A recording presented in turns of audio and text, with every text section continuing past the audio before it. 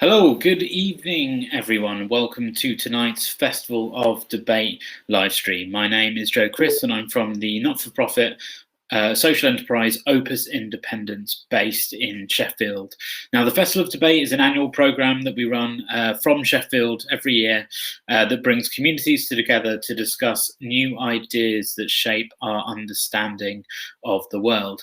Now, all of the Festival of Debate events are free to ensure that they're accessible for anyone, but we do rely on donations from audience members to help us make it happen. If you can help support the Festival of Debate, that would be massively appreciated, and you can do so by clicking on the PayPal link in the chat or by visiting the Festival of Debate website, which you can visit at www.festivalofdebate.com. Now, welcome to our audiences who might be watching us on Facebook, YouTube, or Twitter tonight, and also people in the not so distant future watching this event back at a future time. We've got a really interesting event for you tonight that includes a short film screening called Tick Boxes. And I'd now like to introduce one of the team that helped produce the film. To introduce it, I'd like to welcome Alex Cutts. Hi, Alex. Hi, you all right? Hi, thanks for joining us tonight. Maybe we could begin by you just giving us a little bit of a background around the film, sort of how it came to be. Yeah, so Tick Boxes is the first episode of a series of short films, and the series altogether is called Seldom Heard Communities. So we're basically looking at different communities within Sheffield who are misheard or underheard and deserve to have their voices amplified. And we're sharing their lockdown stories, basically. And Tick Boxes was the first episode that we made, which looks at the lives of Sheffield's Black, Asian and ethnic minority communities and how race has had a bit of an impact over the last year with the pandemic. Great. So how did you sort of make the film? Did you, could you tell us a little bit about the process, maybe? Yeah, so we started off with a lot of Zoom planning. There was a group of students and graduates from Sheffield Hallam University who all came together. We were meant to go on a trip last year to Jordan to make a film about the refugees, which obviously didn't end up happening. So we kind of put that energy into sharing the stories of people in Sheffield. Great, lovely. Thanks very much, Alex. So now I'm going to play the film so everyone can see it. So tonight, and then the film will be followed by a panel discussion from members who are in the film talking about some of the issues that the film throws up. So if you'd like to ask any questions tonight for our panel discussion or input any comments on the film, please do comment on YouTube, Facebook and Twitter, and through the magic of Restream, it will collate all the comments and our panel discussion will get to some of those questions and comments later. So thanks very much for joining us, everyone. We'll now be playing the film. Thanks, everyone.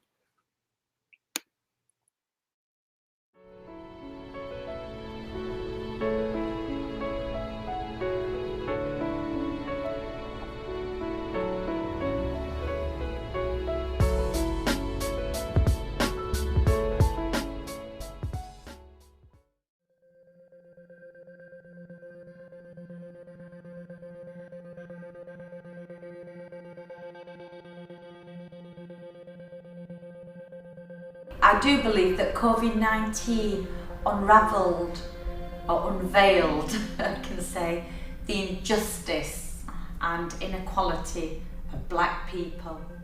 Dealing with this pandemic now, in actual fact, the real pandemic is racism, which has been here a long time. It took a lot of death of Black BAME death because the number of highest and people who have passed across nationally have been the BME. So now the mainstream providers are jumping on the bandwagon, which we welcome.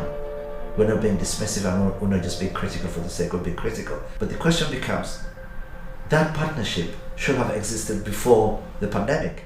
We've become fed up of being used as the tick boxes.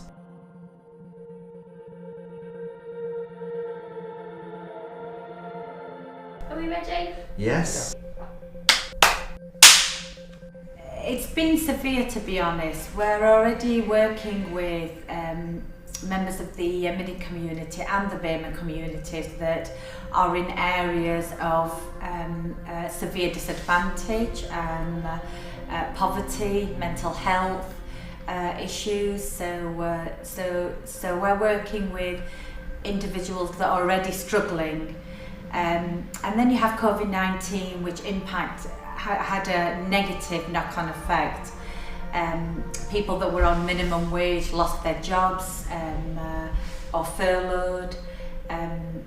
Parents with vulnerable children had lost their care support, and the infrastructure of the care system was just sort of seized in a way. It's had a severe knock-on effect. Obviously, one of the big issues for us is that we're experiencing a lot of death. COVID-19 for some reason is killing us at 3 to 4 times the rate of other communities in the city, regionally and nationally. I'm not saying that we're the only ones that have been impacted, no, but I'm saying that in black communities you have people living in shared accommodation, families living in 2-bedroom, 3-bedroom accommodations that that are too large to manage that type of accommodation, accommodating them all. Health, poverty, unemployment, all of that coming together makes it worse. I think they've been impacted more. I think it's to do with racism. I think it's also to do with the kind of jobs that many black people are in. They're usually key jobs, key roles, key workers, either in taxis or supermarkets or hospitals. They're working in the jobs that unfortunately that they're in, and these are the kind of jobs where you're most likely to catch COVID. Unfortunately, for whether they're government representatives or local authority representatives, COVID-19 has only highlighted what we've been talking about for decades in this city. To my knowledge, at least 6 decades. We've been saying that the deprivation and poverty that some of us experience, our proximity to the virus in care workers and home workers, etc. Early on when PPE equipment wasn't always forthcoming, it wasn't of sufficient quality. It is a complex issue that we need to look into in more detail. It is not just about a reaction issue in terms of we're dying more or this is happening to us. No, it is more complex. And for me, everything comes to finance. That's my own view. I think also housing of multiple occupation plays a role in that. And also where those communities live, the poverty areas that they live in, I think is fundamental. If you live in deprived areas, you're more likely to catch COVID because of the economic situation that you're living in.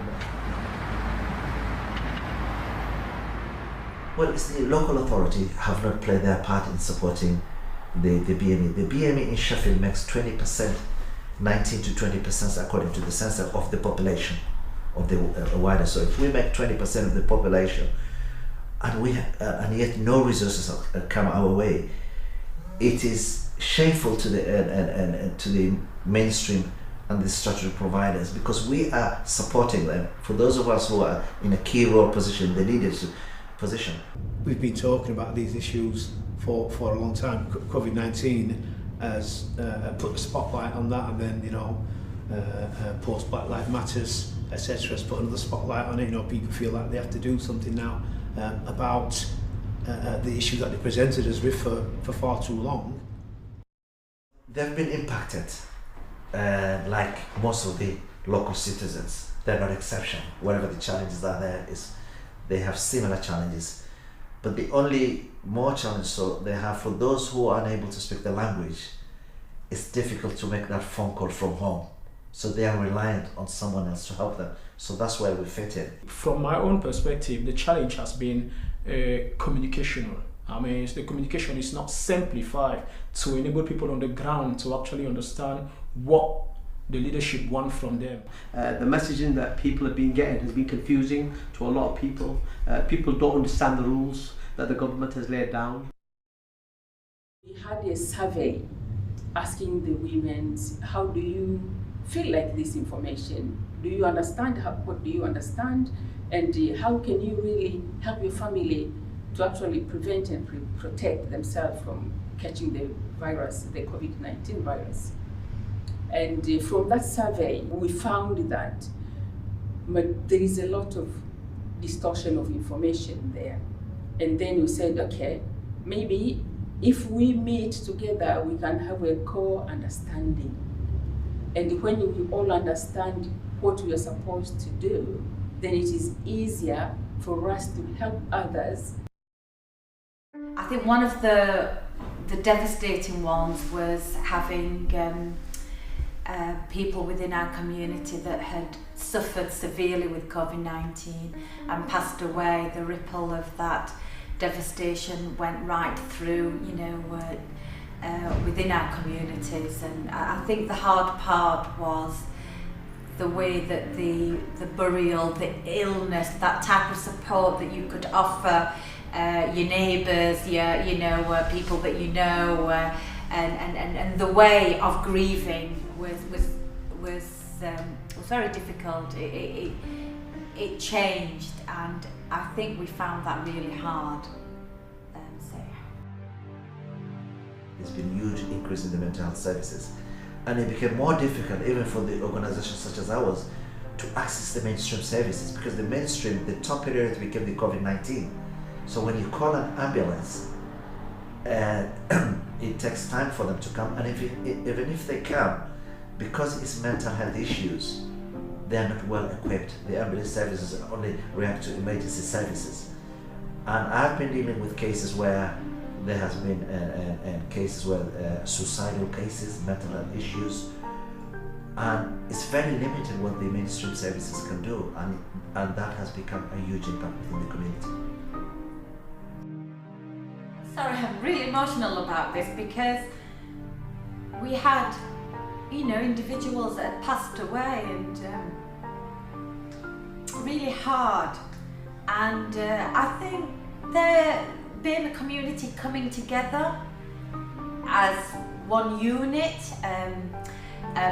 leading, pushing the drive, and in a way we wanted to send also the message that we were not going to tolerate lack of resources to BAME communities that were already suffering, and I think that message has come through. What we did, we created a consortium of communities in Sheffield. The Sheffield BAME COVID-19 Action Group is a group of around 14 community organizations coming together to actually provide for the most needed in our community. And our work has been brilliant on the ground. It's sharing resources, sharing information, it's supporting each other, and sometimes it's signposting, referrals, so I think it's really important. And we've sort of, with COVID-19, we've sort of got a lot stronger in terms of partnership work, because we felt that that has been a key success, particularly the BAME Working Action Group, and thanks to Abdul Shaif for helping lead that and take that forward. We've worked really well together. This BAME group has been going on now since the 12th of March, and it's still going very strong.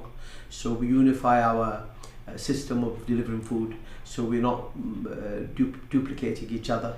We also target people, target particular communities, the inner city areas, to try and give them help.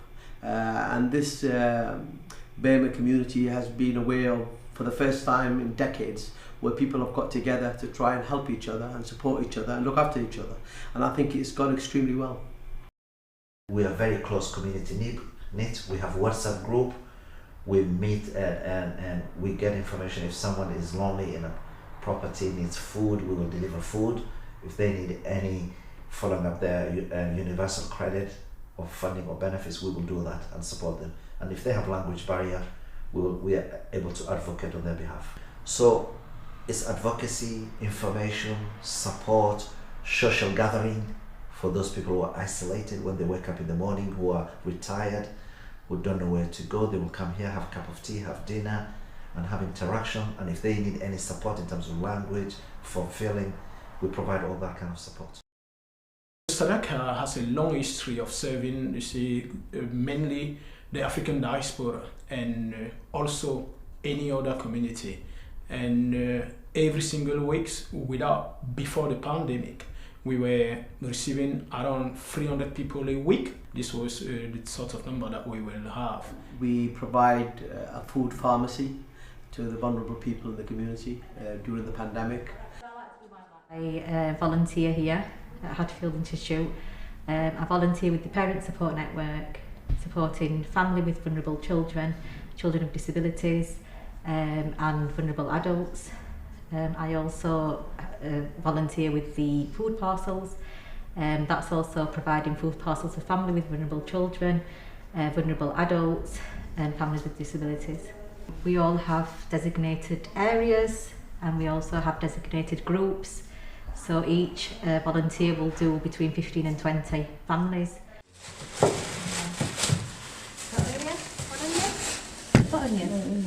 Okay, that one's ready to go. As we're delivering the food parcel, we check that they're all right. We make sure that they have basic needs, and then they may request a referral somewhere, signposting. Some of them like to share, some of them are fine, they're all right, they've got everything that they need. But really we're just listening, absorbing information, and then coming back and seeing what we can apply and how we can support them. But we also provide advocacy work, advice work, a contact point for the elderly and people who are in isolation at this particular moment. We also have adult learning classes, and we run a gym and a social cafe. We do sort of share information, advise people how it needs to be, and this is going to be something long term, so we try and use different ways of, working, and sharing and communicating. But now, since the pandemic has happened, most of the mainstream, the statutory, the public health, the local authority, the volunteers and Action Sheffield are all wanting to support us, which we welcome. It's a bit too late, but we welcome it, and we are now talking to them in a constructive way so that at least we have a representation and voice within the city. We consider ourselves citizens of Sheffield, and yet we're completely been marginalized, the 20%. You cannot be a leader in a city and then say, I'm only going to look at these people and forget about this, because the people that you've forgotten, they will then come and bite you. There is no point having money, living in a nice house when your next door neighbor haven't even got, a little piece of something to eat. What do you think? He will be looking at you? It won't be good. Yeah. It's leadership. For me, it's leadership. It's poor leadership that bring exactly what we're seeing currently in the whole world. It's because people who are leading the world are very short-sighted. I'm not saying that there's no resources, there's lack of resources, very, very limited resources. So these types of resources, food, we might not think food is makes a difference, but it does make a difference. These food parcels that we have, delivering food parcels to people that are isolated, people that have lost their jobs, people that are suffering with mental health, makes a difference. Women that are fleeing domestic violence, themselves and their children, makes a difference. So resources needs to be in place. We need to support volunteers that are doing well-being checks, delivering food pharmacy, packages, and there just needs to be a lot more than what is being provided at this moment in time. Some of these organizations who are given the funding, we become their tick boxes. Once they've drawn that funding, they will come to us, they will say, do you want to deliver health and well-being in your center? And we just become a tick box. We want to be valued, our contribution to be valued, to be seen as a local citizen, Sheffield citizen, as opposed to be seen as a black person or BME. The definition I mean, shouldn't be just a banner. I think we see ourselves as citizens of Sheffield, and we want a clear representation at the decision-making level, so that we can also get a share of the resources, so that we can have the capacity to deliver those services. It's to do with funding, but it's also to do with empathy. I mean, we need to show people that we're on their side, and people like to talk, people like to connect, people like to say something about how they're feeling, and if they don't get that opportunity to do that, that increases the impact on them.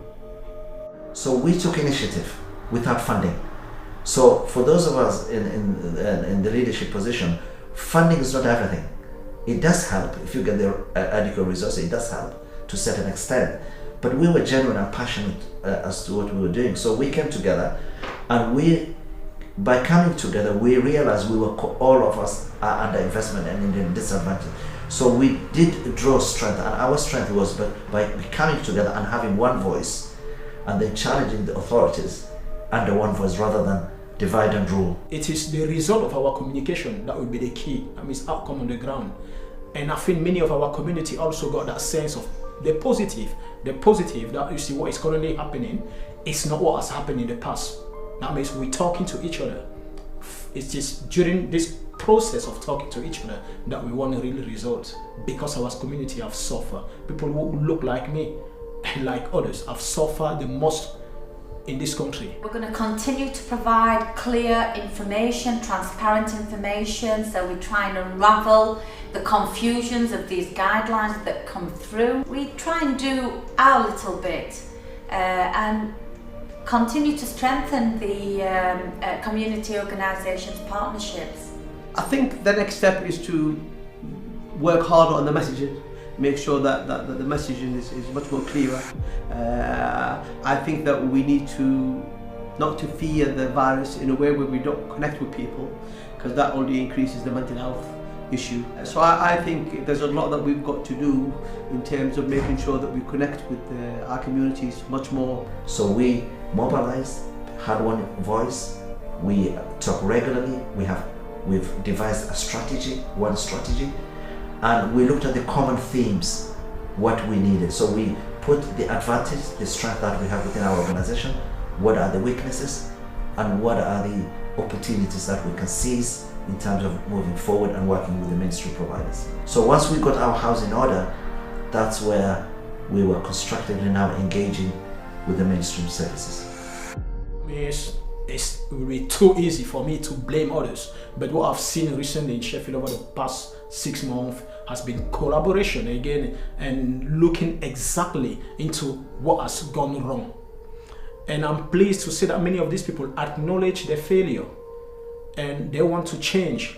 They want to build a better Sheffield for all of us, a city that's visible, a city that any single person, regardless of where they come from, regardless of the color of the skin, regardless of their religion, what they believe in, got a fair chance to crack onto the diamond that we got in this city. We want to do well together.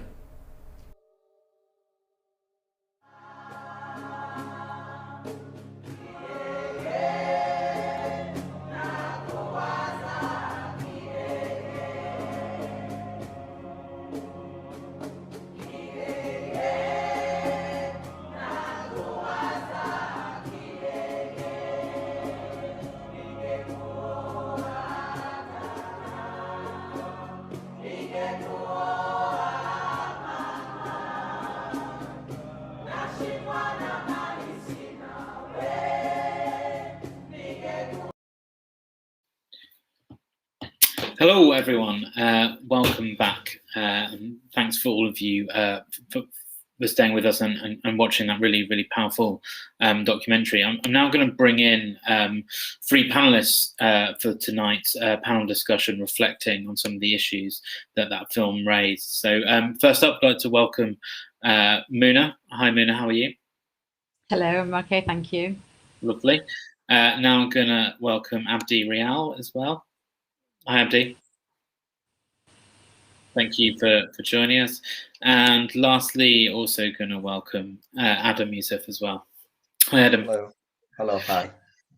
Hi, all. I suppose a good place to just start tonight is maybe just to get some initial reactions to that film that you all participated in, and I suppose I wonder, my assumption is that was shot obviously earlier on in the course of the COVID-19 pandemic, and I suppose just a kind of follow-up question there would be is, some of the progressions that you were hoping to see, some of the positive conversations you were talking about with collaboration with other organisations. I just wondered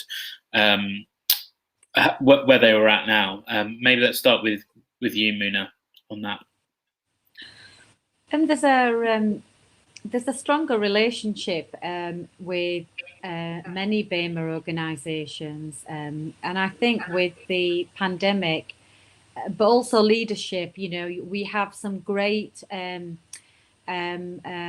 leaderships within the BAME community, which was key to the success, to be honest. For our organisation, I found that sharing resources, network connections, really did support that grassroots level service delivery, and it strengthened the BAME organisations together. We do have our differences, but I found that really important, because we have a number of volunteers that work across the city, and it was really important that we shared and worked together. Especially, this was a ruthless virus, and working together was very, very important. So I hope that continues, to be honest, and strengthens. Thank you. Great, thank you, Muna. And then going to go for Adam. Then you, Adam, same question. Yes. Any thoughts, reflections on the film, and whether things have changed since the documentary was filmed? I thank you very much for inviting me to the festival, and I think I echo what everything Muna has just said, and I think I can only add that the pandemic was unexpected for everybody. So, and it was a question of how do you deal with the pandemic and the challenges that we were faced with. And I think the foundation for all of us within the BAME is that we are close-knit. Sheffield is not a big city, and we meet regularly, whether socially. And so that helped build and cement that relationship. And in terms of leadership is a key, as Mona highlighted, but also the community themselves played an important role, because most of them have a role to play in this. And it's not either them and us, it's just a question of challenge has come, an unexpected pandemic, and how do we all mobilize and support each other and make sure that everyone is safe, and whoever needs help, we try and mobilize and react to that situation. So looking back, I think challenges, and we stood to the challenge. And I think, and after the pandemic, now we are working together much more in a collaborative way, much more proactive, if you like, and support each other. And we come from all different backgrounds. We're not homogeneous, because there is a tendency, if you're a Black organization, you're all together. We come from different parts, from African continent, Asia, South America, Central America. So we all from different parts, Eastern Europeans. So we all come from different backgrounds. But the fact that we've come together and stood together and worked together and supported each other, and equally, we also run different organizations. Our capacity, our delivery capacity in different organizations are different, because each is resource. They look for their own resources to survive. And hence, we support each other where we think one organization needs help in terms of giving more frontline staff. We've come together, we've produced during the difficult time a strategy document, which clearly said we were not just complaining and moaning, saying here we're trying to work at the grassroots level, but we also contributed to the strategy, thinking ahead and planning ahead collectively. And I think those were the key strengths. So at the end of the day, we played to the advantage for us was the key strength, and we worked on our key strength rather than looking at the weaknesses and then blame culture. So we buried that and just looked at the positive from each organization. Great. Thank you, Adam. And Abdi, same question to you. Do you have any sort of thoughts or reflections after seeing the documentary? And I wondered if yeah, if anything has have anything sort of changed dramatically since the comments in the film.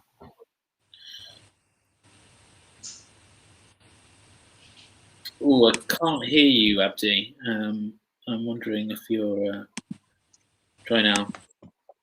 No, I'm afraid I still can't hear you, Abdi. I'm not sure if your microphone is working, I'm afraid. Try one more time, Abdi.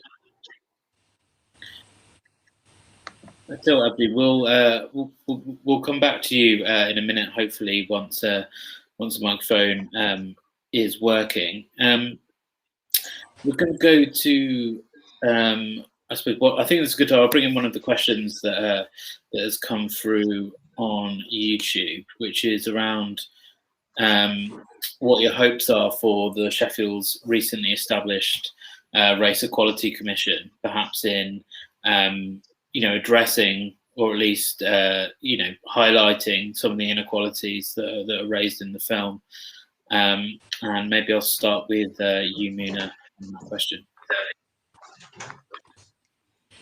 Well, I think it's really important to clearly take into account that BAME organisations exist, and we support some organisations support citywide.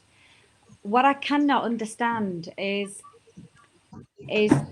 organisations such as ourselves, whilst we are delivering and we reach very, very far with a strong network within the BAME communities, is why are we under-resourced? When the pandemic came, and like I said, it was a ruthless virus, I do feel that and do believe that with us coming together, we were able to stabilize and support our communities,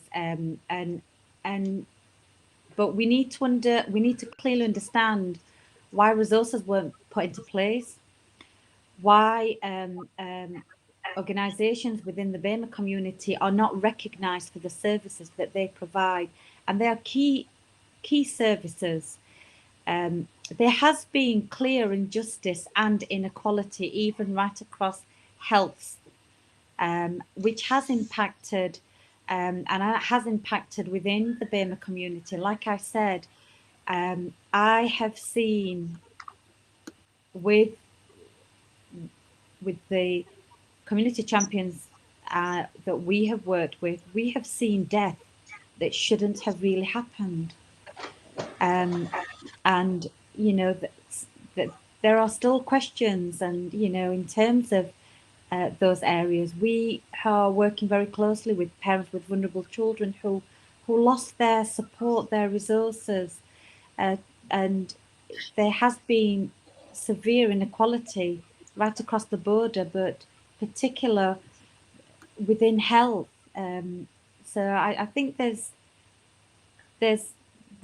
must, I would hope that some sort of review in terms of how things had worked and how we could, if there was a better way, sort of a self-reflection in terms of how things were put forward and rolled out, and the lack of connections with the BAME communities.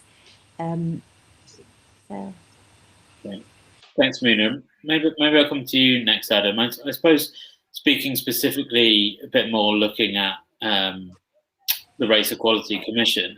Obviously, there have been a great number of reports, and inquiries that have happened.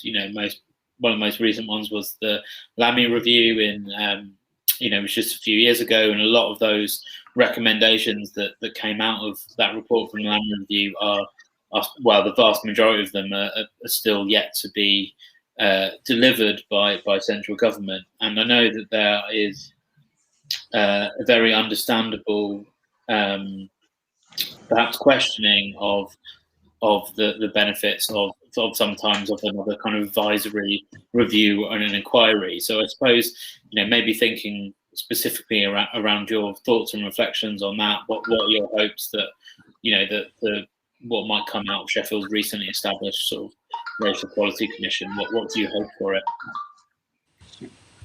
Yeah, I think that question is very valid. I can see on the screen. Is it Flick Jackson who raised the question? What are the hopes for Sheffield's recently established Race Commission? I think on a positive, we welcome the Race Equality Commission. We welcome it. The fact the Race Equality Commission has been set up shows that there is a need why they set it up in the first place. So there is a recognition that the reason why they set it up in the first place, that there has been a fundamental institutional racism, and I think hence that's why it has been set up. But on the outcome of the Race Equality Commission, we don't know. So I don't want to prejudge what the outcome will be. But obviously, there are within the community who will say it's another piece of report, another piece of recommendation. The question is, will the local authority be brave enough to take on the recommendation and implement it according to the recommendation? So that's the challenge for Sheffield City Council and its leaders and elected leaders. And I think for us, what surprises us in the community is that we are 20% of the population, just approximately about 20% of the total population of Sheffield, which is a very significant number. And yet we have been completely marginalized. That's how we feel across the board. We've been completely marginalized in the mainstream. And yet we are working tirelessly within our communities. And for those of us who are in the leadership role, nobody has to take a lead. Nobody has appointed Adam to be the leader of the Somali community. I do it out of passion, out of something. I wake up every morning thinking I can make a difference within the community. So for the local authority not to see that as an asset, most of the leaders within the communities or activists speak 3, 4, 5 languages and are giving their experience, their depth of knowledge to provide a community service for absolutely zero for voluntary capacity. And yet all that is not even recognized. So for us in the community at leadership level is that not only do we don't have the resources, there is not even an acknowledgement. They only ring you when they need you. In the case of the Somali community, when they go and raid young people's homes, that's when they will say, the police will say, oh, we need the leaders of the community to come and, calm down the community and make sure that it's not racism. It's just a particular family we have a problem with. We want to investigate. So, and we say, do you only come when there is only problems? And so they don't work with us on a preventative measures. Well, they will spend a lot more money when young people go into prison, and they will spend much more resources at the end rather than dealing with the preventative.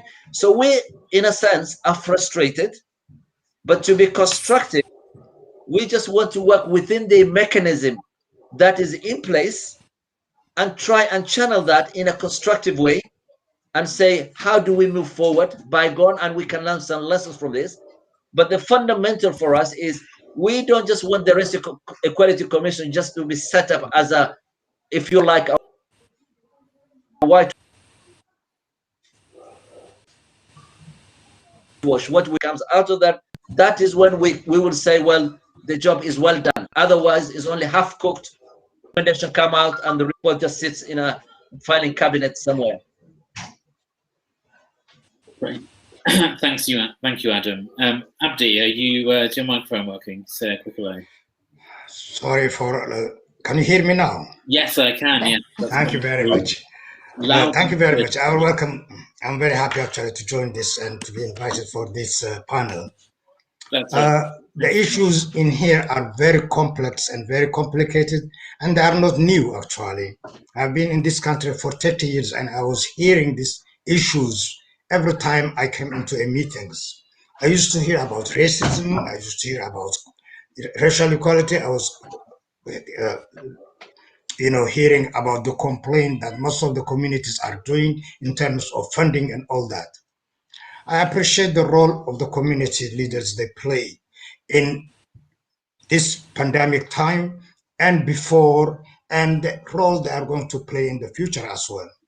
They never tired serving their community, and they were serving their community honestly, fairly, and strongly. And actually, they deserve a lot of thanks and a lot of appreciations and considerations. I work with the Somali mental health, and the main issues in the mental health area is very complicated one, particularly in this time of pandemic. We work with the Somali communities and other communities as well, particularly those who are dealing with the mental health services or providing support to their communities who are suffering from mental health problems. In the pandemic time, we have a lot of crisis actually. In this crisis, it needs a lot of work to be done, and it needs a lot of support to gain, and it needs a lot of networking with statutory health services and also with the rest of the community. All that support actually we get. I don't say my organization is not funded. Actually, the project I work with is funded, and it's kindly funded actually. I'm not saying, but before the pandemic, we don't have that service. And during the pandemic, we get the funding just recently, just 2 months after January this year. But last year, we don't have any fund. Still, we are working on that period. And the PM communities, actually, they are underfunded, and they are also doing a lot of job. The job and the funding or the recognition even they are receiving are not matching. They are not receiving recognition, and they are not gaining any funding at the same time. But they are only, as Adam just said, they're only needed when there is some kind of crisis in that community, and they will be approached at that time.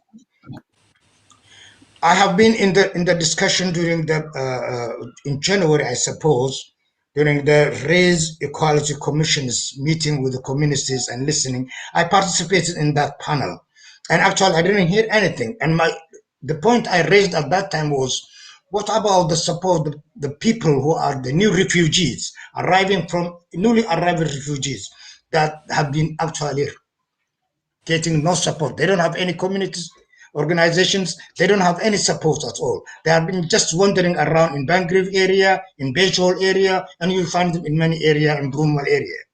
This is actually the forgotten societies, the newly arrived refugees I'm talking about. Overall, I appreciate the video and the film that has been made on these issues, and also I actually happy to say thank you for the community leaders in this panel, particularly Muna and Adam.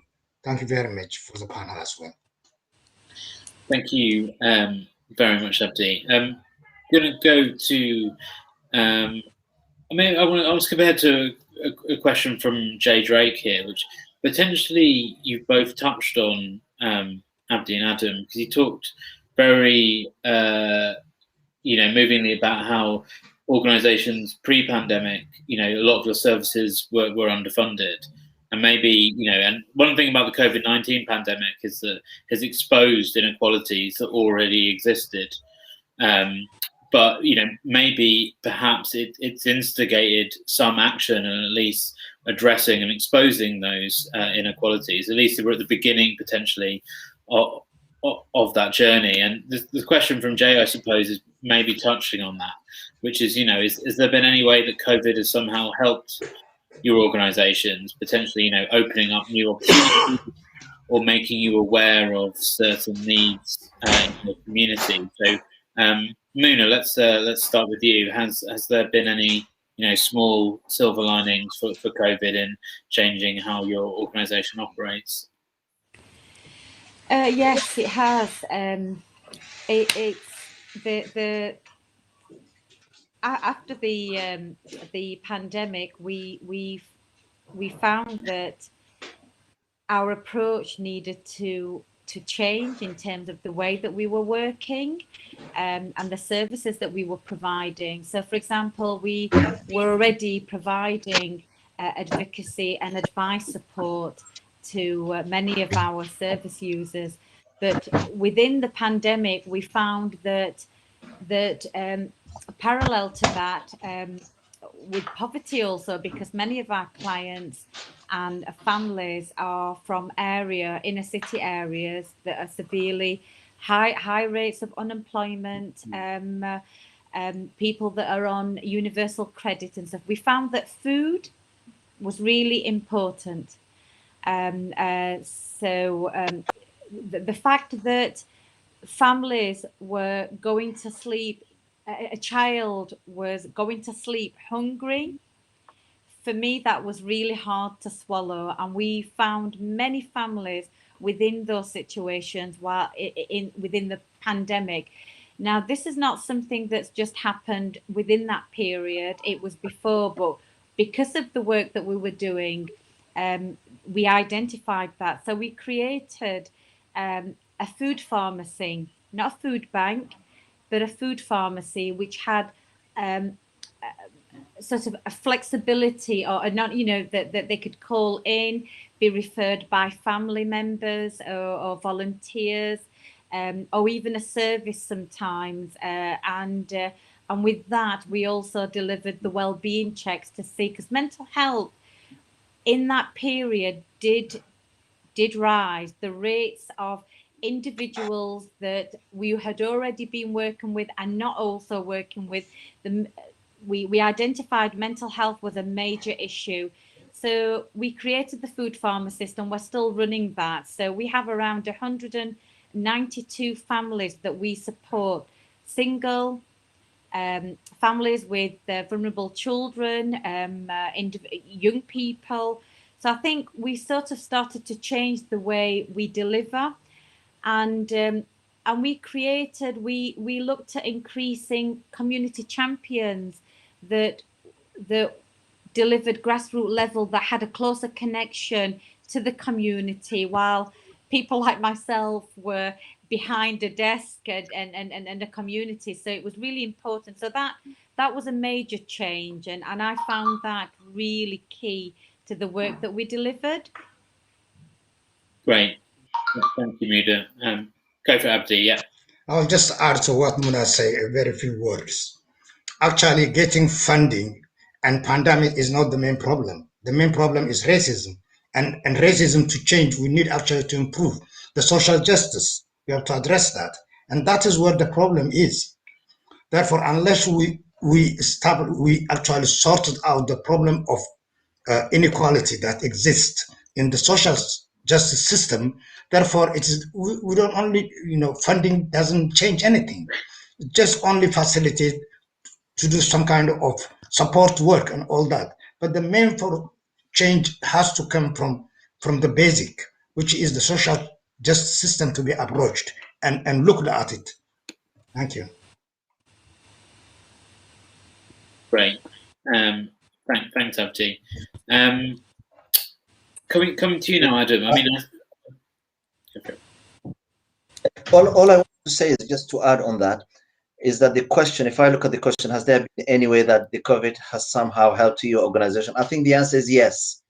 We've come together as the BME, but we also have that's advantage. Again, that's a positive. Clearly, we also are represented in the Voluntary Action Sheffield.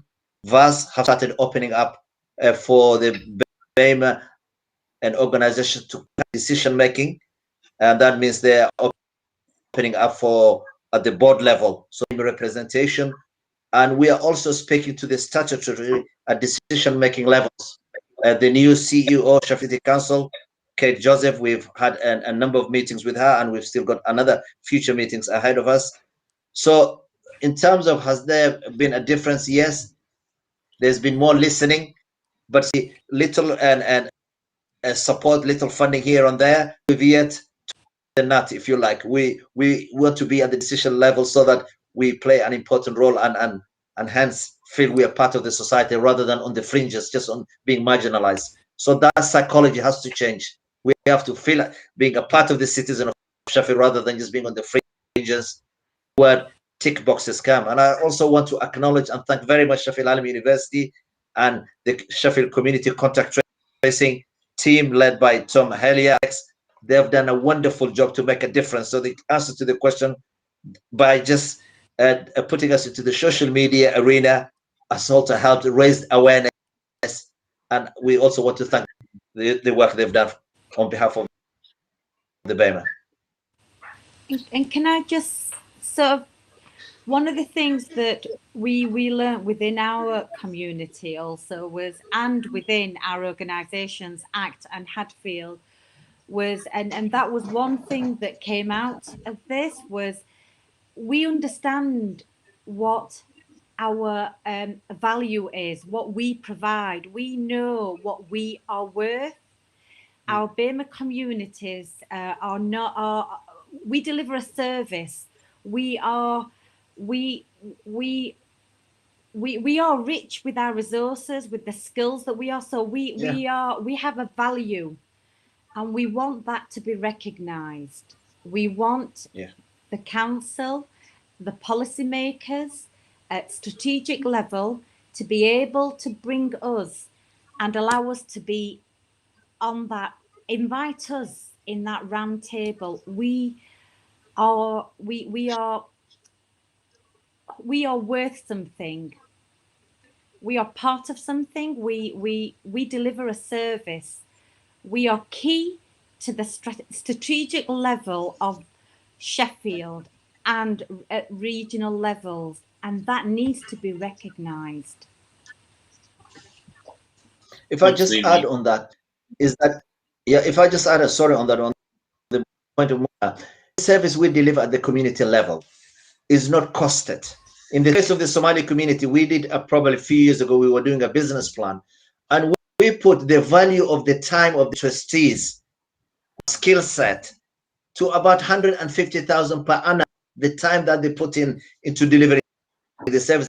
Yes, not recognized. So the question becomes, if the Somali community, as an example, or the Yemeni community in that case, didn't exist, the duty of care is on the statutory bodies to deliver service for that community, because at the end of the day, they are citizens of Sheffield, and the local authority and the public health and the local authority have a duty of care to provide to those communities. So in other words, we are doing service which is for free at nil cost to the local authority, and yet no recognition. Even forget giving us resources in the first place. Giving us resources is the secondary.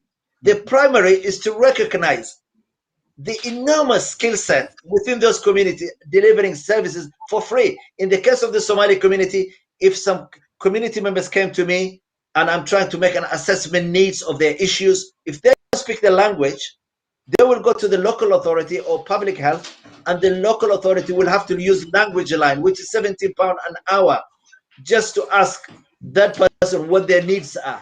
So you multiply 1 hour times 10 hours of that particular, it's a value which we do it at zero cost, and yet there is no recognition across the board. So that is where we feel really insult into injury. Not only are they not giving us resources, they don't even recognize will exist in the city, and that's really upsetting us. Some of us are taxpayers, and a lot of the BME are taxi drivers working in the NHS. Of course, we are taxpayers in the city, and yet there is no recognition of our existence in the city. Absolutely, Adam, and I think you mentioned there the NHS, and I think one of the things that the COVID-19 pandemic has exposed, because it disproportionately affected certain communities, especially sort of black communities and brown communities in Sheffield, was and across the UK, is because they're disproportionately highly represented in the NHS, in other sort of key worker systems as delivery drivers, and are absolutely have been essential. The contribution that these communities have made during the COVID-19 pandemic has been absolutely essential in terms of serving our communities and keeping our economy just running. I'll come to you now, Abdi. I mean, both Mina and Adam, you potentially touched on this question that came in from Tom, which was saying, if anyone from the top tiers of Sheffield City Council are tuned in to tonight's event, what would you like to say directly to them? So I'll come to you first on that, Abdi, and then I'll come back to you, Muna, and Adam. So Abdi, what message would you have to Sheffield City Council? Actually, my message is to provide enough funding for the community organizations. Great. Thank you, Abdi. Let's go to you now, Muna. We want to be engaged at that round table. We want to be part of those discussions that draw down the funding within the region, that will then filter through not just to the NHS, not just to the public sectors, but also to the BAME communities that deliver a key services. We want to be part of those discussions. We want to influence change to the better. We want a better partnership. And we want to be, like Adam said, and myself, we want to be recognised, just like we recognise our board of trustees. I have so much respect for them, our CEOs, our community champions. Without those individuals, I don't think we would have been able to deliver such a service. So we want to be part of Sheffield, and we are part of Sheffield. Our parents were part of the steel industry, and we want to be recognised for that. We want to be recognised for what we provide. Thank you. Thank you, Muna. And to you, Adam. I think I just echo what my two colleagues have just said. I think we just need to be recognised, valued, and play an important role within the city. And we just want the taboo names to go away, hard to reach communities. BAME, for us, these are just definitions. At the end of the day, we are human being. We're part and citizens of Sheffield. We are proud to be citizens of Sheffield, and we want to be as stakeholders in a very an equal way. We don't want any favoritism just because we are black. We can deliver as much good service like any other mainstream. We want to participate in tendering processes. We don't want just to be handed to us just because we're BAME. We think we're good at what we deliver. So I think it's just being part and parcel of Sheffield and being a Sheffielder rather than tick boxes, of course, as the main title of this clip or documentary. So I think, but I think we can all together reverse this and move forward. And I think by going, we can learn some of the mistakes and experiences, and it can be a lessons learned, and no individual to blame. But I think it's just the fundamental and institutions have to change. And I think the Race Equality Commission is a step in the right direction. And I hope the recommendation goes forward and is implemented in its full entirety. Perfect. Thank you, Adam. I think I'll probably just go for one more question, I think, across the sort of panel before sort of wrapping up tonight. And I think what would be good, I think, is always a nice place to end festival debate events is thinking about what gives you hope at the moment, what movements change, what's happening in your communities that are kind of inspiring you and giving you sort of cause for celebration, I suppose. And I think what we've seen is that since the pandemic, we've obviously seen a huge growth in momentum with sort of the Black Lives Matter movement and protests across the board. And I just wondered, Muna, what at the moment is sort of giving you hope in movements for change?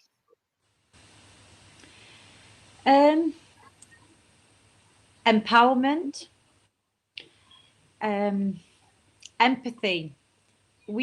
I see a lot of empathy with the volunteers and individuals that I see and I come across. Empathy, empowerment, community engagement, and resilience. We're very resilient, to be honest.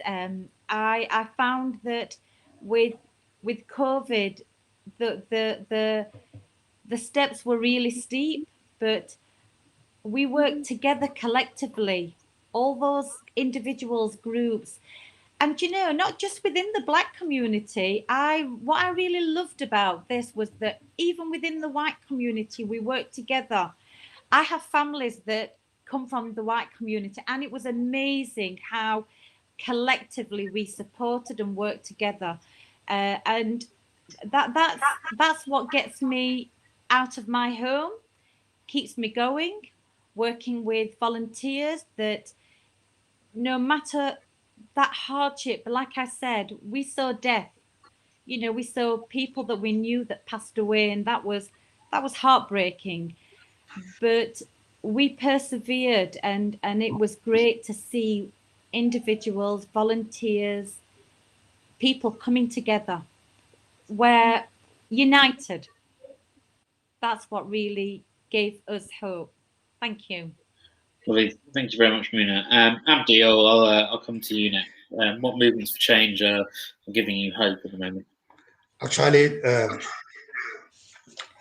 the pandemic it brings out the resilience of the community and the solid solidarity and support each other that the community has to each one.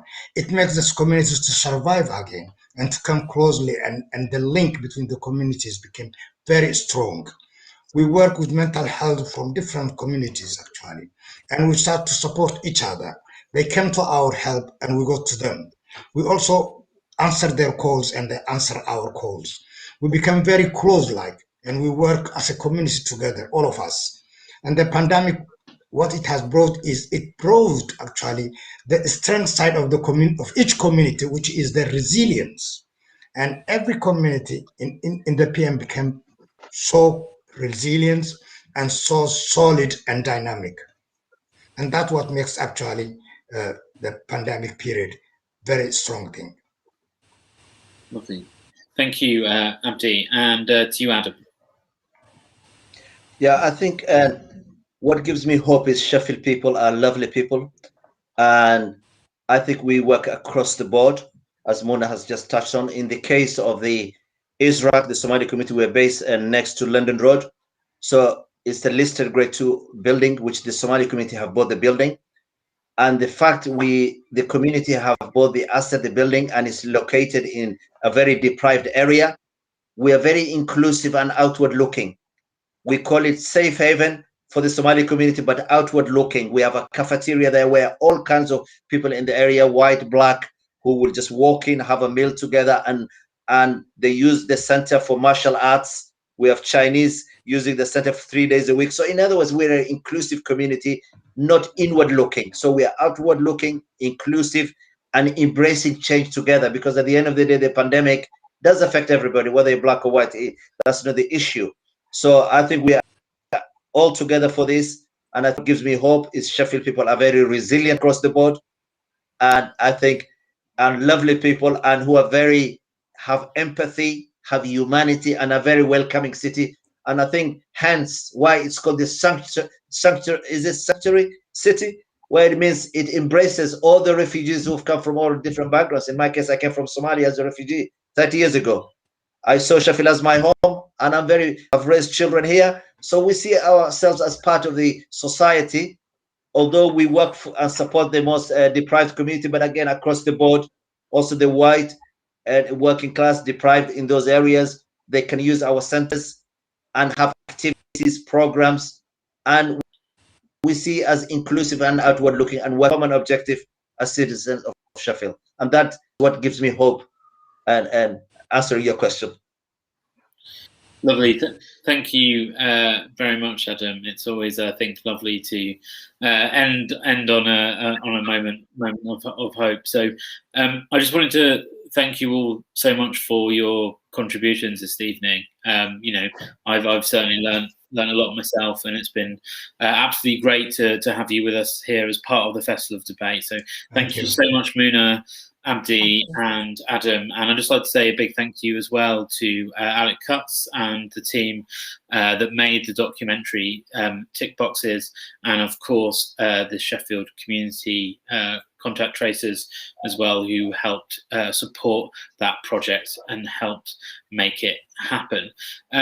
That is it from us this evening. So thank you very much all for tuning in. We're in the last week of the Festival of Debate. We've just got a handful of events left to go, which you can all check out at festivalofdebate.com. But this event, like most of the events we're running, is available to watch again. So if you've enjoyed tonight's live stream, please do share it with friends, share it on your social media channels, click subscribe on YouTube, and help us reach a bigger audience and help us find a platform for these really, really important issues and stories that are coming out of some of the great and wonderful communities here in Sheffield.